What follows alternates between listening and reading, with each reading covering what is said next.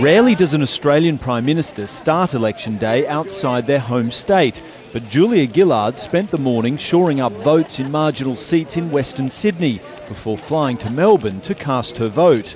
In the job for just 2 months after her Labor Party decided to sack Kevin Rudd, defeat would consign Gillard to a sorry list of Australia's shortest-serving Prime Ministers. My focus is on today and the choice that Australians will make, a positive plan versus taking a risk with Mr Abbott of the return of work choices and direct cuts that he has promised to schools and healthcare.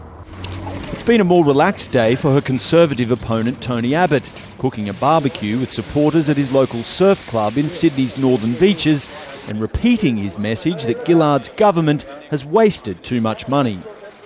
This is a big day for our country. It's a day when we can vote out a bad government. It's a day when we can vote in favour of a competent, stable government which respects the taxpayer's dollar.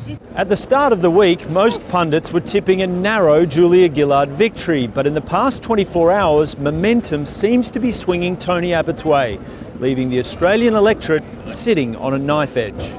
14 million Australians are expected to vote, many angry with the way Gillard and her Labor Party sacked Kevin Rudd less than 3 years after he was voted into power in a landslide result. I'm just very disappointed that Rudd got kicked out. I mean, he's the people's champion. And, you know, someone you trust, someone you respect, he didn't get a chance to go to office. It's very, very disappointing. We're voting for Abbott today. Why is that? Oh, we just trust the Liberals, that's why.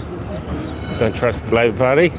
Voter disillusionment is at an all-time high, and the Greens party is expected to record a huge swing its way, with both major parties seen as not doing enough to stop climate change.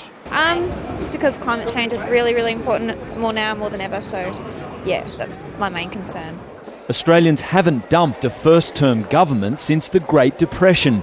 But despite weathering the global recession better than most Western economies, Julia Gillard's political survival may hinge on a vote-swapping deal her party has with the Greens.